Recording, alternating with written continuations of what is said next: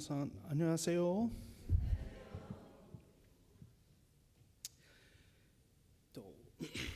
日々の御言葉を続けて読んでおられるなら、もう分かると思いますが、私たちはすでにエズラ記も読み終わりました。 매일 성경 묵상을 계속해서 하시는 분들은 당연히 아시겠다라고 생각합니다만 우리는 계속해서 에스라기를 묵상하고 에스라기가 끝난 다음에 느헤미야로 넘어왔습니다. 先週ハガイ書を短いけど読みまして、今はネヘミヤ記に入りました。 우리가 지난주에는 아주 짧게 학개서는 짧았죠. 1장 2절뿐이었으니까 학개서를 읽고 그리고 이제는 느헤미야기를 읽습니다. その3つ、エズラ、ハガイ、ネヘミヤ、これらの3つの書物がつながっているので、今日ネヘミヤ4章を見る前にまず物語はどこまで来ているのかを思い出すことは大切ですよ。 이 세 가지 에스라 그리고 학개 그리고 느헤미야인데 이 세 가지의 말씀은 서로 연결이 되어 있고 연관성이 있기 때문에 오늘 느헤미야 4장을 우리가 함께 보기 전에 먼저 지금까지의 내용들을 스토리를 한번 다시 확인해 봤으면 좋겠습니다. 이것이 중요하기 때문입니다. とエズラとハガイに神様はご自分の民を捕囚から帰らせ神殿を回復してくださいました。 하나님은 에스라 시대 그리고 학개 시대에 이 백성들을 다시 한번 포로로부터 돌아가게 해서 하나님의 성전을 세우도록 회복해 주셨습니다. と礼拝が新しくされ、希望が再び見えて立ち上がっていました。 새롭게 예배가 세워지고 그리고 다시 한번 희망이 보이는 그렇게 새롭게 세워지는 시대였습니다. しかしエルサレムにまだ城壁がなかった。 그러나 예루살렘에는 아직 성벽이 없었습니다. そしてネヘミヤ1章を見ると、イスラエルの民が捕囚から戻ってくる中でエルサレムがどれほど崩れているのか、その悲惨な状態が広がっていたことが分かります。 그리고 느헤미야 1장을 보면 이스라엘 백성이 바벨론 포로로부터 돌아왔을 때에 예루살렘이 얼마나 무너져 있었고 그래서 얼마나 비참한 상태로 있었는지를 우리는 보게 됩니다. 特にネヘミヤという人物が遠くペルシアにいながらその知らせを聞き、心を深く痛めました。 특별히 이 느헤미야는 멀리 있는 아직 페르시아에 남아 있는 상태였을 때에 이 이야기를 듣고 굉장히 마음을 아파하면서 통탄하면서 기도합니다. ネヘミヤは預言者でも祭司でもなく、ただ王に仕える研修官に過ぎませんでした。 느헤미야는 사실 선지자도 아니었고 그렇다고 예언자도 말씀을 전하는 사람도 그리고 제사장도 아니었습니다. 그냥 페르시아의 왕의 수를 따르는 왕관이었을 뿐이었습니다.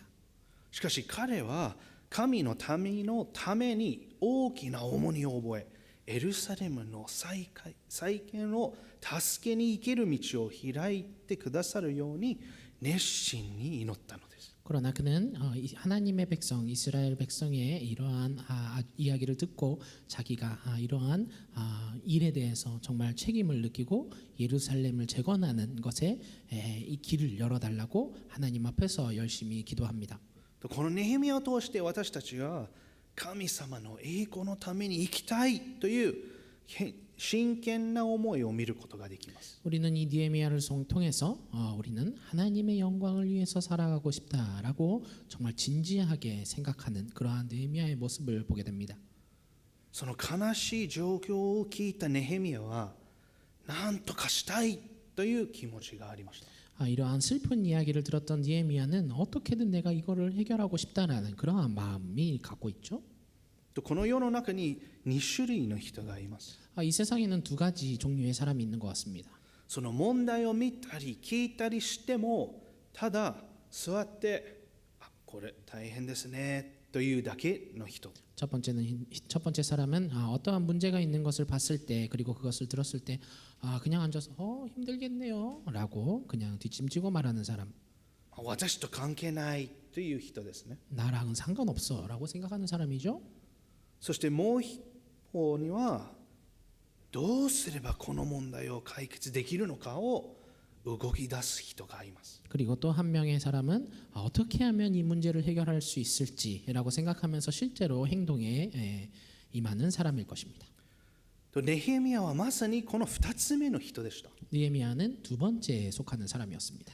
エルサレムの状態を聞いただけで自分がその問題の解決の一部にならなければならないという深く示されたのです。 예루살렘의 상황을 들었을 때에 내가 이 문제를 어떻게든 해결해야만 하지 않으면 안 되겠다라는 그러한 마음을 얻은 사람이었죠.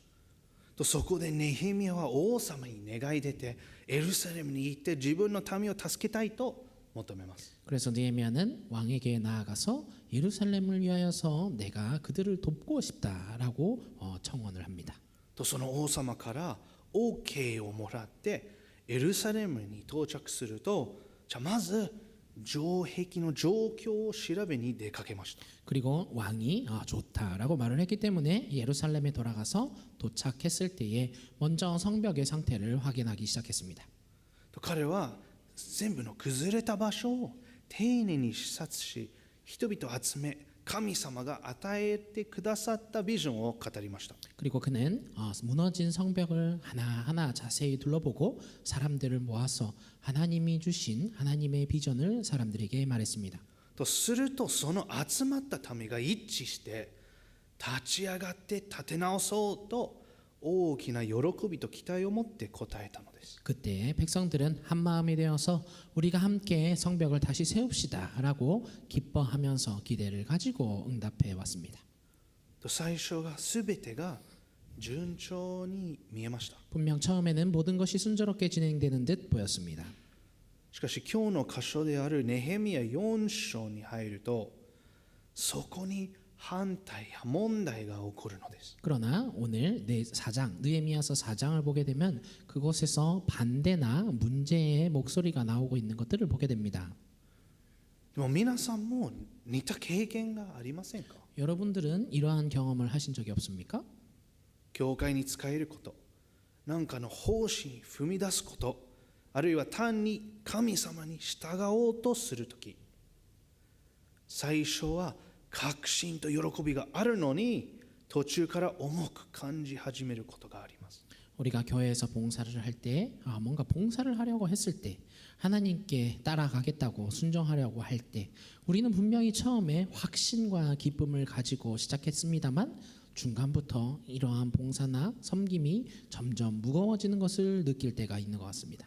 と最初は喜びで始まったことがだんだん重く感じられてきます。 분명 처음에는 기쁨으로 시작했지만 점점 이 일이 무거워진다라는 생각을 갖게 됩니다. はっきりしていた導きがだんだん疲れに変わっていきます。 확실했던 하나님의 음성에 따랐던 길인데 점점 우리는 지쳐가게 됩니다. 神様が確かに自分を呼んでくださったと分かっていてもその重荷が大きすぎるように思える時があります。 분명 하나님이 우리를 불러주신 것이 맞다라는 그 확신이 있음에도 불구하고 우리의 섬김이 너무 무거워서 이게 너무 힘들다라고 생각할 때가 있는 것 같습니다. 私自身も同じような経験があります。 저 역시 이러한 경험은 할 때가 있습니다.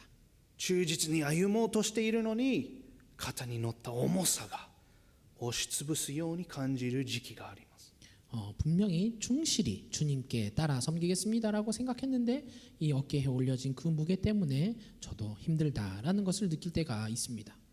周りには見えない重荷を抱えたまま礼拝に来ている人も多いと思います。 분명히 보이지 않는 그러한 무거움, 어떠한 일들을 가지고 주변 사람들에게는 보이지 않겠지만 그러한 무거운 마음을 가지고 예배 장소에 오시는 분들도 계시다고 생각합니다.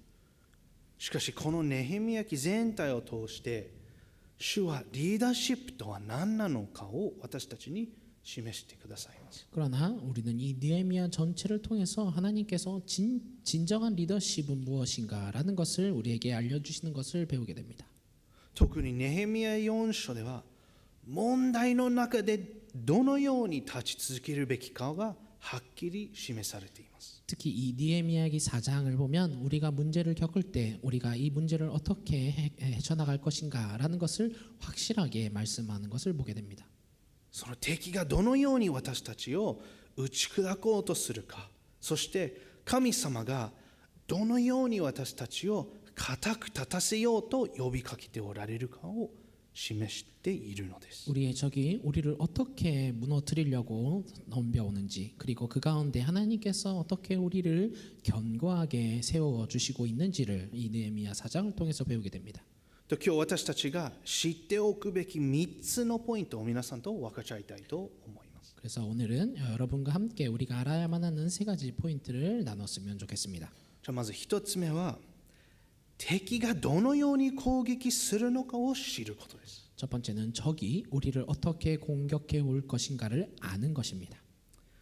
ネヘミヤ4章は再建プロジェクトの真ん中に私たちを連れて行きます。 느헤미야 4장은 이 재건하는 프로젝트의 막 이제 중간 부분에 있는 곳으로 우리를 불러갑니다.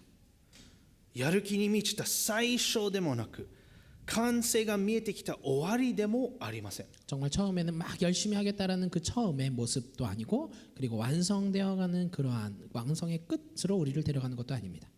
多くの場合本当の戦いは中間点で起こります。 정말 많은 일들 가운데서 진짜 싸움은 우리가 중간 기점에 왔을 때에 일어나게 됩니다. そのモチベーションが落ち働きは重く感じられビジョンと現実のギャップが心をくじきます。 우리가 처음에는 열심히 하겠다라는 그러한 열정이 있었습니다만 그 열정은 변해서 식어가고 우리는 섬김에 대해서 지쳐가고, 그리고 우리와 비전과 현실 그 사이에서 우리의 마음은 갈등하게 됩니다. と10節見るとその人々がこう言います。 그리고 10절을 보면 사람들이 이렇게 얘기를 합니다. 10절 읽도록 하겠습니다. 그런데 유다 사람들 사이에서 이런 노래가 퍼지고 있었다. 흙더미는 아직도 산더미 같은데 짊어지고 나르다 힘이 다 빠졌으니 우리 힘으로는 이 성벽 다 쌓지 못하리. これは反抗ではなくただ疲れ切っていたのです。 이것은 반항하는 모습이 아닙니다. 그저 지쳐 있는 모습일 뿐이죠. その瓦礫の山は終わりが見えず体的にも精神的にも力が奪われていました。 정말 옮겨야 하는 흙더미가 산더미 같았을 때에, 산더미 같은데 정말 몸으로도 몸도 마음도 다 지쳐버린 그런 힘이 쫙 빠진 상태죠. とその目の前の状況が心の内側の状態、その圧倒され落胆している状態そのものを映していたのです。 눈에 보이는 현실이, 그러한 상황이 우리의 마음의 내면을 억누르고 압박해서 낙담하게 되는 그러한 상황을 보여주고 있습니다. とすると外からのプレッシャーも高まります。 여기에서 멈추지 않고 밖에서 오는 압박도 거세집니다. その反対の人、その敵はこの弱々しいユダヤ人たちが何をしているかとあざけり攻撃される噂が広がり恐れが大きくなっていきます。 적들은 이 연약한 유다 사람들이 뭘 하려고 하나 라면서 비웃고 빈정대고 공격하고 그들을 비웃고 있기 때문에 그들을 향한 그러한 두려움은 점점 커져갑니다. 落胆に不安が加わり人々は内側から崩れ始めます。 낙담에 겹쳐 불안이 점점 커져가고 사람들은 정말 내면으로부터 무너져가기 시작했습니다. 注目すべきなのは彼らは実際の攻撃によって敗れたのではなく落胆そのものによって倒れかけていたということです。 그들은 실제로 어떠한 공격을 받았기 때문에 그들이 무너졌던 것이 아닙니다. 낙담했기 때문에 이 낙담으로 인해서 그들이 무너져가는 모습을 보게 됩니다. その敵は一撃を加える必要すらありません。 적은 그냥 한 번의 공격도 할 필요가 없었습니다. 彼らは自信を奪うだけで十分だったのです。 그들 자신의 자신감을 뺏는 것만으로도 충분했던 일이었습니다. とこれは今もなお敵の最も強化的な策略の一つです。 이러한 것들은 지금에 있는 우리의 삶에서도 적이 정말 효과적으로 우리를 공격하는 계략 중에 하나입니다. その敵は私たちを一瞬で滅ぼそうとはしません。 우리의 적들은 우리를 한순간에 무너뜨리려고 하지 않습니다. 少しずつ勇気を奪わっていくのです。 조금씩 우리의 용기를 빼앗아갑니다. 嘘をささやき恐れを大きくし重く感じることや不可能に思えることに心を釘付けにします。 우리에게 거짓말을 점점 퍼뜨리고 그리고 두려움을 점점 커지게 해서 우리가 점점 이런 것들을 무겁다고 그래서 불가능해 보인다라고 우리의 마음이 느낄 수 있게끔 공격합니다. その落胆こそが本当の戦いになることがよくあります。 이러한 낙담이야말로 정말 우리에게 오는 진짜 공격이라는 것을 알게 됩니다. 皆さんもよく知っていると思いますよ。 여러분도 잘 알고 계실 거라고 생각합니다. 私たちは神様のために何かを始めるとき、喜びでスタートしますが、途中で現実のしんどさがやってきます。 우리는 하나님을 위하여서 뭔가를 섬기고자 시작했을 때 분명히 그때는 기쁨을 가지고 시작을 했습니다만 중간쯤 갔을 때 현실의 무거움 때문에 우리는 지쳐가는 현실을 보게 됩니다. 奉仕、仕事、家庭のこと、子育て、結婚、霊的な成長、これは最初から難しいのではなく途中から難しくなるのです。 우리의 봉사나 일, 영적인 성장, 아이를 키우는 것이나 결혼하는 것들 이런 것은 처음 때부터 우리가 힘들다고 느끼는 것이 아니라 겪고 나가는 중간 때부터 힘겨움을 느끼게 됩니다. まさにそれがここでイスラエルの民が経験していることですよ。 정말 이야말로 이러한 일이야말로 이스라엘 백성이 지금 느헤미야기에서 경험하고 있는 일들이었습니다.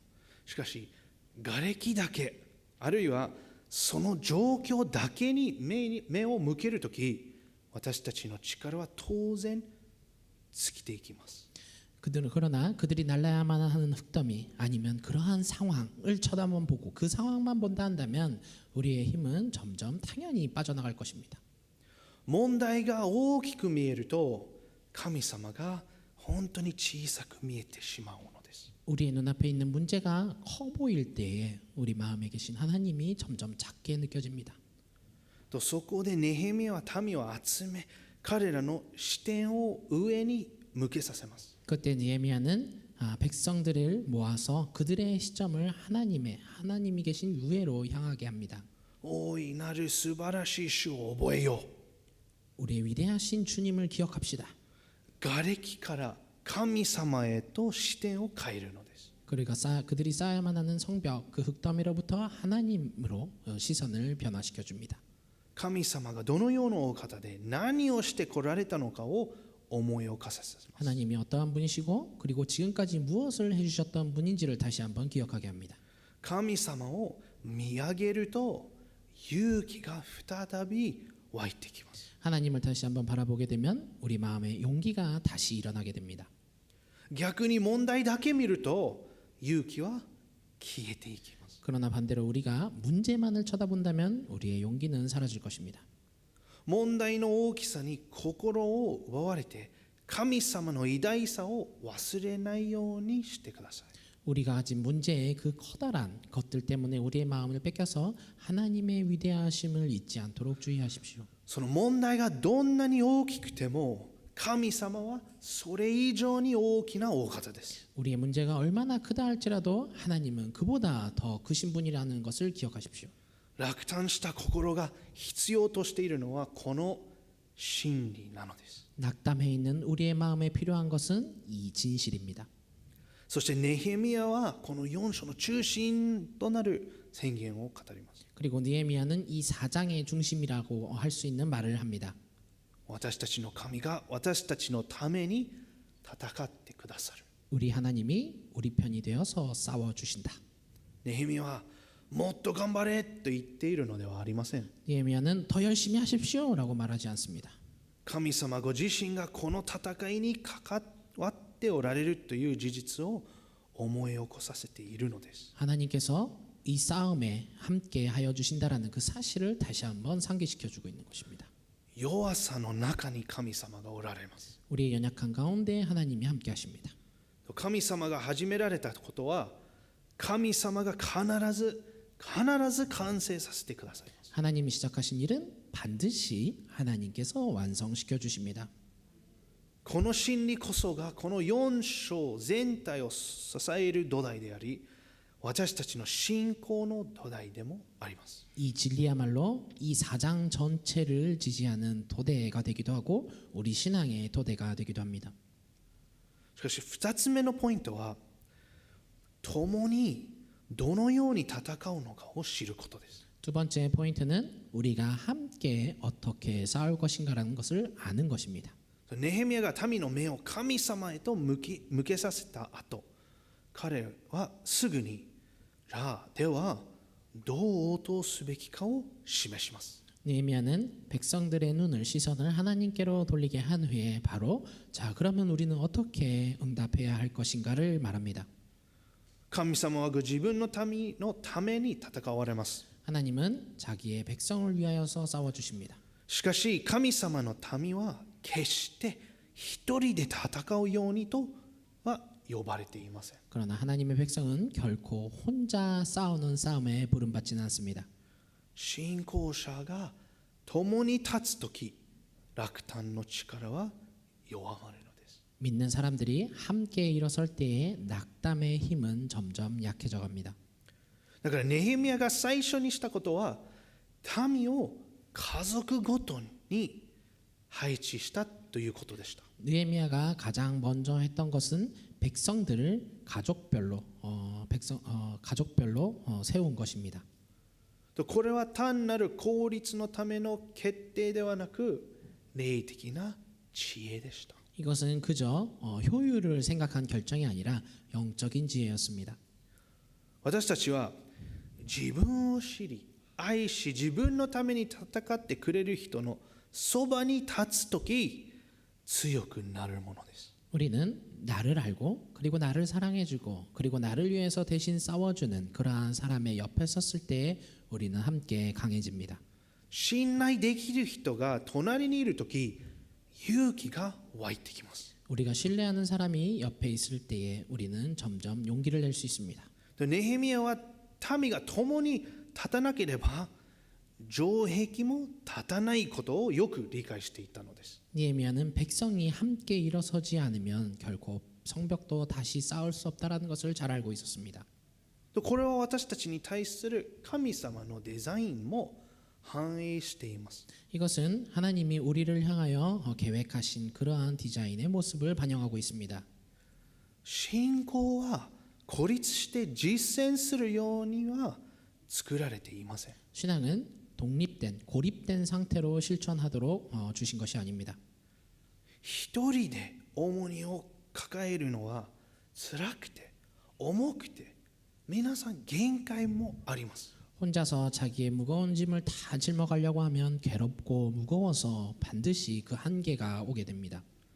だから一人で信仰生活を歩むのは無理ですよ。 그렇기 때문에 신앙생활을 혼자 한다는 것은 무리입니다. しかし神様の民と共に立つとき、重荷を分かち合い、互いに祈り合い、真理を語り合いとき、霊的な力は大きくなります。 그러나 하나님의 백성으로서 함께 일어설 때에 그리고 우리가 그 무거운 짐을 함께 지고 함께 기도하고 그 진리에 대해서 함께 이야기할 때에 우리의 영적인 능력은 점점 커지게 됩니다. ここで私たちの家の教会、牧場が非常に重要になってきます。 여기에서 우리가 함께 섬겨가는 가정교회의 사역, 목장이 굉장히 중요하게 드러납니다. 家の教会はそれただのプログラムではありませんよ。 우리의 가정교회는 그저 우리가 갖고 있는 프로그램이 아닙니다. 私たちは共に立つ、共に歩み、互いに生活を知り、葛藤を聞き、課題を分かち合う、互いに祈り合う、霊的にも実際的にも支え合う場所です。 우리가 함께 일어서고 함께 걷고 함께 생활을 나누고 그리고 갈등을 듣고 문제를 함께 나누고 그래서 함께 기도하고 그래서 영적으로도 실천적으로 우리가 함께 서로를 위하는 그러한 장소입니다. ある意味で私たちの家の教会はネヘミヤ記の家族の一族の現代版のようなものです。 그렇기 때문에 어떤 의미에서 우리의 가정교회는 느헤미야서가 말하는 가족의 한 부족의 현대판인 모습이라고 할 수 있습니다. 弟子作りや互いの守りが自然と起こる小さなコミュニティ、誰も一人で戦わなくても良い場所ですよ。 제자를 세워나가는 것, 그리고 함께 지켜나가는 것, 자연히 일어나는 그러한 어떠한 문제들에서 우리는 결코 커뮤니티 없이 혼자서 그렇게 있을 필요가 없습니다. さらにネヘミヤはすべての人に役割があったことを強調します。 그리고 느헤미야는 모든 사람에게 주어진 각자의 역할이 있다는 것을 강조하고 있습니다. あるものは守り、あるものは盾、あるものは石を運び、あるものは武器を持ちました。 어떤 사람은 지키고, 어떤 사람은 세우고, 어떤 사람은 돌을 나르고, 어떤 사람은 무기를 가졌습니다. 全員が同じ仕事をしたわけではありません。 모든 사람이 같은 일을 했던 것은 아닙니다. しかし城壁はそれぞれが忠実に自分の役割を果たすことで成り立っていました。 그러나 이런 성벽은 각자에게 주어진 사명에 충실할 때에 그 일을 해나갈 때에 세워져 나갑니다. 同じように教会も私たち一人一人が神様から与えられた賜物、祈ること、教えること、励ますこと、使えること、あるいはそばにいることを用いるとき強くなります。 우리 신앙인의 믿는 우리의 신앙인도 그리고 교회도 하나님이 우리에게 주신 그러한 은사, 예를 들면 기도하는 것, 가르치는 것, 위로하는 것, 섬기는 것, 또 어떤 사람의 옆에 있어주는 것, 이러한 일들을 우리가 하나하나 섬겨 나갈 때에 우리는 강해져 갑니다. 一致とは同じことをすることではなく、異なる役割の中で同じ目的を共有することなのです。 우리가 일치한다라는 것, 한 마음이 된다라는 것은 우리가 똑같은 일을 한다는 것이 아니라 서로 다른 서로의 역할 안에서 같은 목적을 공유하는 것입니다. そしてネヘミヤはこの4章で最も印象的なイメージの一つを示します。 그리고 느헤미야는 이 4장 가운데서 무엇보다 중요한 인상적인 이미지 하나를 주고 있습니다. それは角笛ですよ。 그것은 나팔입니다. どこででも角笛が鳴るのを聞いたら私たちのところに集まってきなさい。 어디에서든지 나팔 소리를 들으면 그 소리가 나는 곳으로 모여라라고 말을 하죠. 危険が起これば角笛の音が人々を一斉に一緒に動かす合図でした。 이 나팔이야말로 어떠한 위험이 일어났을 때에 모든 사람들이 나팔 소리로 함께 모이는 움직이게 되는 그러한 합의였습니다. つまり一人の戦いがみんなの戦いになるのです。 즉 한 사람의 싸움이 모든 사람의 싸움이 되는 것이죠. 一人で取り残される者はいません。 한 사람도 남겨진 사람은 없었습니다. これこそがクリスチャンコミュニティの姿ですよ。 이것이야말로 크리스천 커뮤니티의 모습입니다.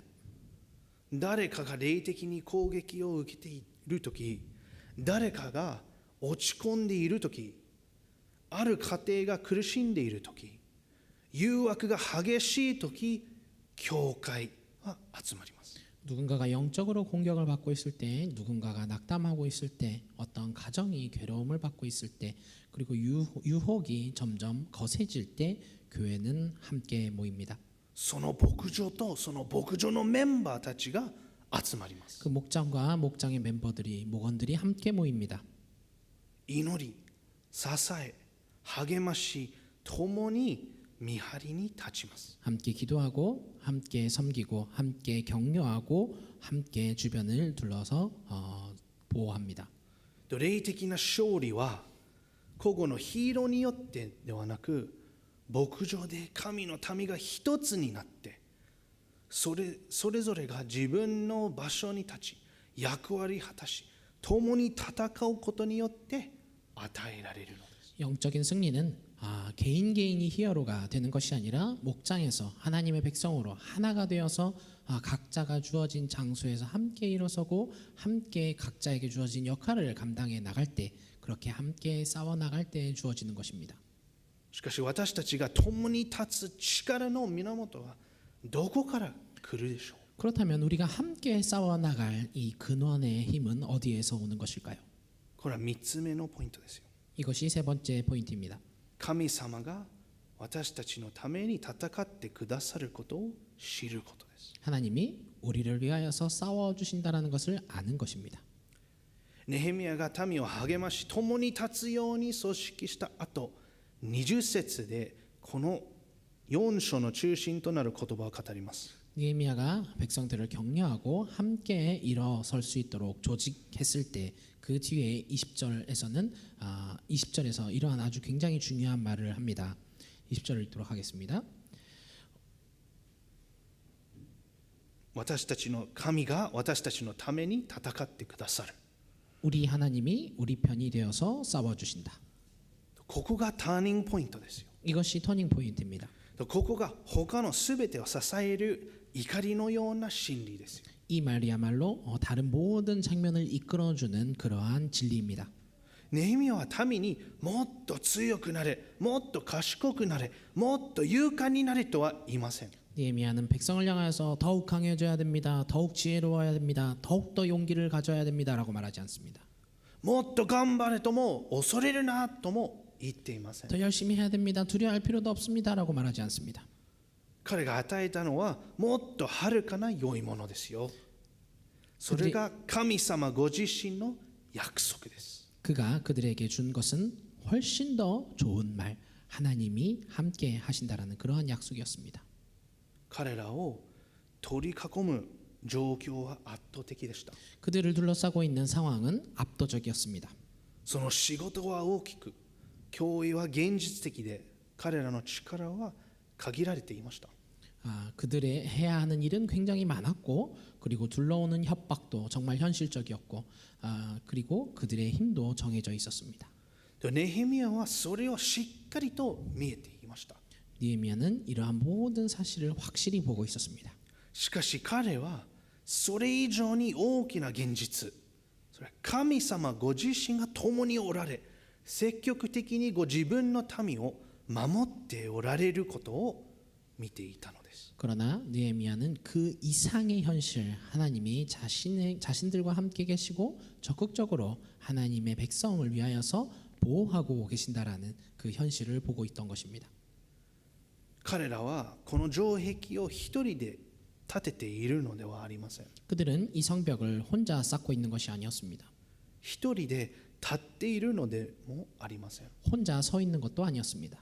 一人で戦っているのでもありません。 혼자 싸우고 있던 것도 아니었습니다. 彼らを捕囚から導き出したその神様が今も彼らのために戦っておられるのです。 그들을 바빌론 포로로부터 이끌어내어 주셨던 하나님께서 지금도 그들을 위하여서 함께 싸우고 계신 것입니다. この真理が信仰生活の歩みにとって基礎となるものです。 이 진리야말로 크리스천의 모든 걸음 속에서 기초가 되는 것입니다.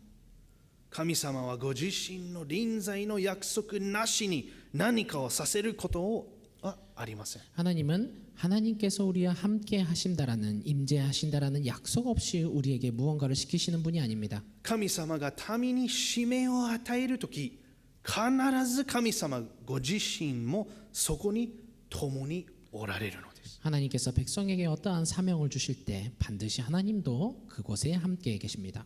これが私たちの教会の年間テーマであるヨシュア記1章9節とつながります。 이것은 우리 교회의 연간 선구이기도 한 여호수아 1장 9절의 말씀과도 연결됩니다. 強くあれ、大しくあれ、あなたの神主があなたと共におられるから。 강하여라 담대하여라 당신의 하나님이 주님께서 너와 함께 하시니까. 神様が命じる勇気は常に神様が共におられるという事実に根ざしています。 하나님이 우리에게 말씀하시는 그 용기는 실제로 하나님께서 우리와 함께 한다라는 그 사실에 근거한 것입니다. とヨシュアが約束の地へ踏み出せたのは神様があなたと共にいると約束してくださったからです。 여호수아가 약속의 땅을 밟을 수 있었던 것도 하나님께서 나는 너와 함께 한다라고 약속해 주셨기 때문입니다. ネヘミヤが落胆した民を導けたのは神様が彼らのために戦っておられると知っていたからです。 느헤미야가 낙담하고 있었던 백성들을 이끌 수 있었던 것은 하나님께서 그들과 함께 그들을 위하여서 싸우고 계신다라는 것을 알고 있었기 때문입니다. そして私たちが自分の召しにおいて忍耐できるのも同じ神様が今日も私たちと共にいてくださるからです。 그리고 우리 역시 우리를 위하여서 사명을 주시는 그 일에 대해서 인내할 수 있는 것, 그것은 같은 하나님께서 지금도 우리와 함께 계셔 주시기 때문입니다. 共に戦ってくださるからです。 함께 싸워 주시기 때문입니다. なぜ強くなれるのか、なぜ勇気を持てるのかと問うとき、聖書は一つの答えを与えています。 왜 강해질 수 있는가? 왜 용기를 낼 수 있는가? 라는 질문을 받을 때 성경은 딱 한 가지 답을 줍니다. 神様が共におられるからです。 하나님이 함께 하시기 때문입니다. 私たちは霊的な戦いを一人で向かいません。 우리는 영적 싸움을 결코 혼자 하지 않습니다. 落胆に対して自分の力だけで立とうとしているのではありません。 우리가 낙담할 때에 내 힘 혼자로 서고 있겠다라고 하는 것도 아닙니다. 単なる根性だけで耐え忍んでいるのでもありません。 그냥 우리의 근성이 굉장히 강해서 그걸로 견디고 있는 것도 아닙니다. 私たちを支えるのは神様の臨在です。 우리를 세워주는 것은 오직 하나님의 임재입니다. 神様の偉大さが視点を与え、神様の近くさが勇気を与えます。 하나님의 위대하심이 우리의 시점을 새롭게 변화시켜 주시고 하나님이 가까이 계신 것을 통하여서 우리는 용기를 내게 됩니다. そして今日の私たちにとってこの真理はキリストによってさらに明らかになっています。 그리고 오늘을 사는 우리에게 있어서 이 진리는 예수 그리스도에 의하여서 더욱 분명해집니다. ネヘミヤが神様が私たちのために戦ってくださると言えたのは神様が民に近いお方だと信じていたからです。 느헤미야가 하나님이 우리를 위하여서 싸워주고 계십니다라고 말할 수 있었던 것은 하나님께서 백성 바로 옆에 계신다라는 것을 믿고 있었기 때문입니다. しかし私たちはこの約束をイエス様の中に見えます。 그러나 우리는 이 약속을 예수님으로부터 보게 됩니다.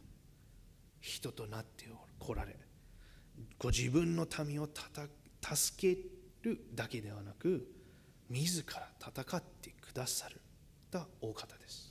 사람을 위하여서 오셨고 그리고 자신의 백성을 도와주시는 것뿐만 아니라 스스로 우리를 위하여서 싸워주시는 분입니다.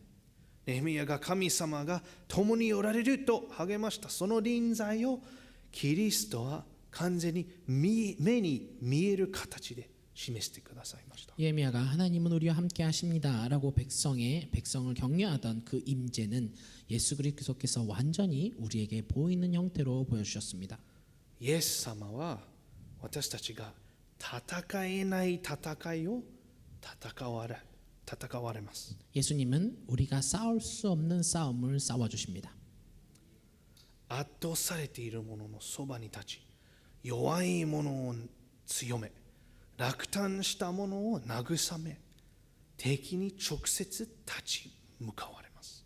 압도되어 있는 사람 옆에 서 계시고 약자 옆에서 그들을 강하게 하시며 낙담한 사람을 위로하시고 적의 직면에 있는 우리를 세워주십니다.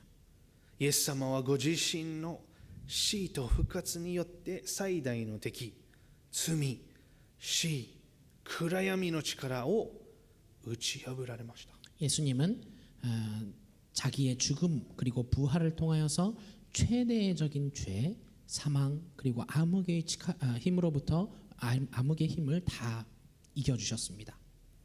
そして御霊を通して民を強め、守り、支えるために今も共にいてくださいます。 그리고 성령을 통하여서 그 백성을 강하게 하시고 지켜주시고 세워주심으로 지금도 함께 하고 계십니다.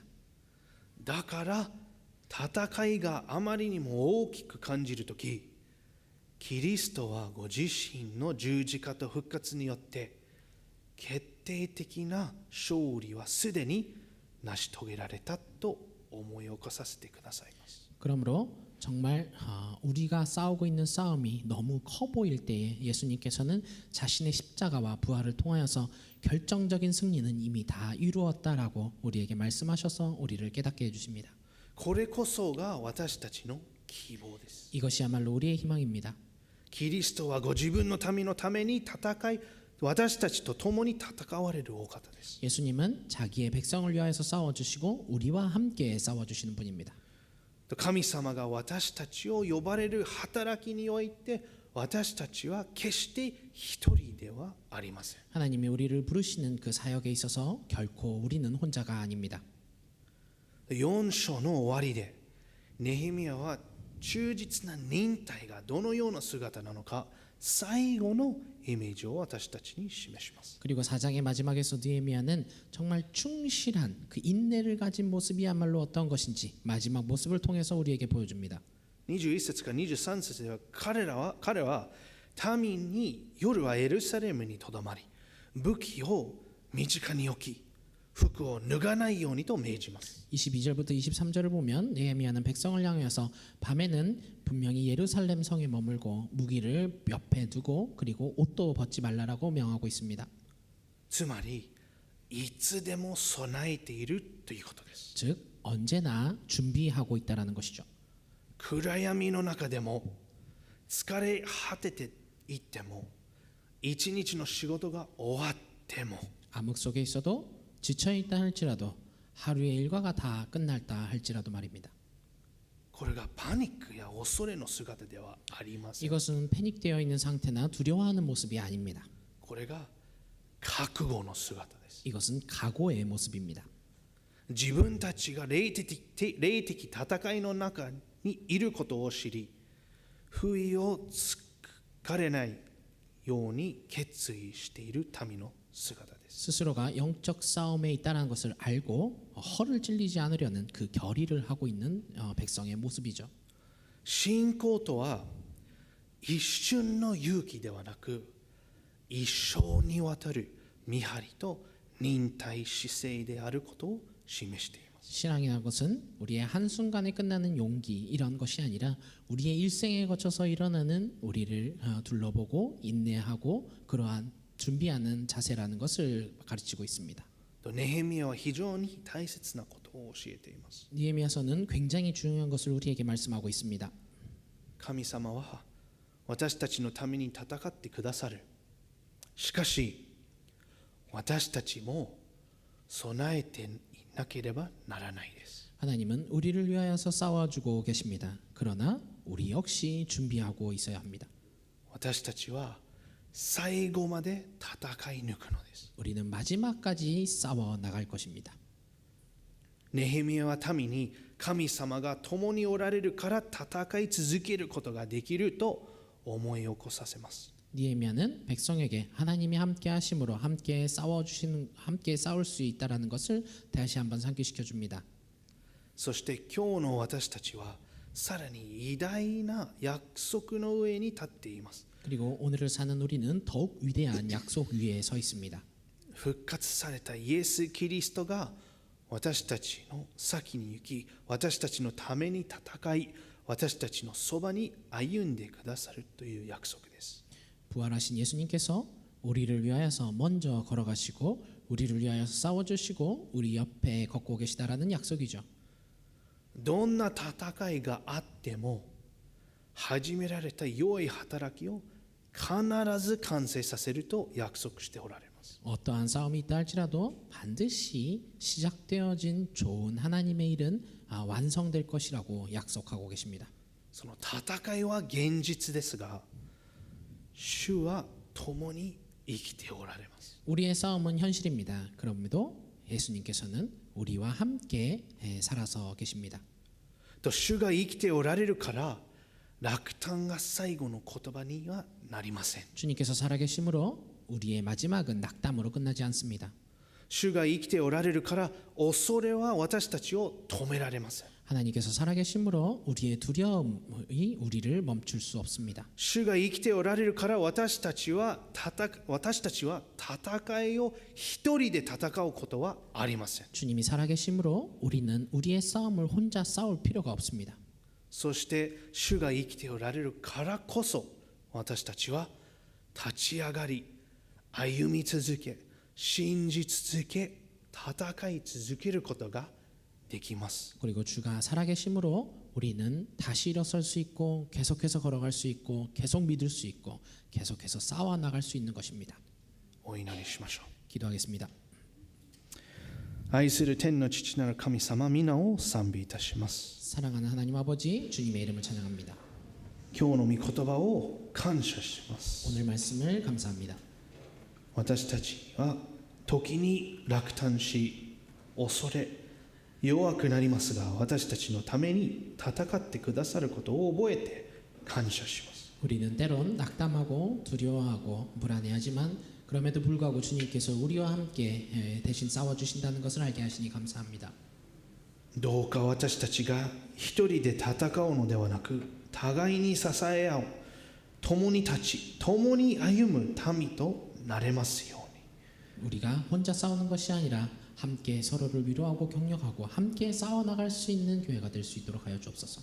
そしてこの1週間もあなたが共にいて力を与えてください。 그리고 앞으로 시작되는 한 주간에도 주님께서 함께하여 주셔서 힘을 더하여 주옵소서. 主が生きておられるから落胆が最後の言葉にはならず、恐れも私たちを止めることはできません。 주님이 살아계심으로 우리의 낙담이 우리의 끝이 될 수 없고 우리는 두려워할 필요가 없습니다. どうか私たちが最後まで信仰の武器を持ち歩み続けることができますように。 우리가 마지막까지 신앙의 무기를 가지고 싸워 나갈 수 있기를 소망합니다. すべてのことは御手に委ねます。 모든 것을 주님께 맡겨드립니다. 感謝します。 감사합니다. 主イエスキリストの皆によってお祈りいたします。 예수님 이름으로 기도드렸습니다. 아멘.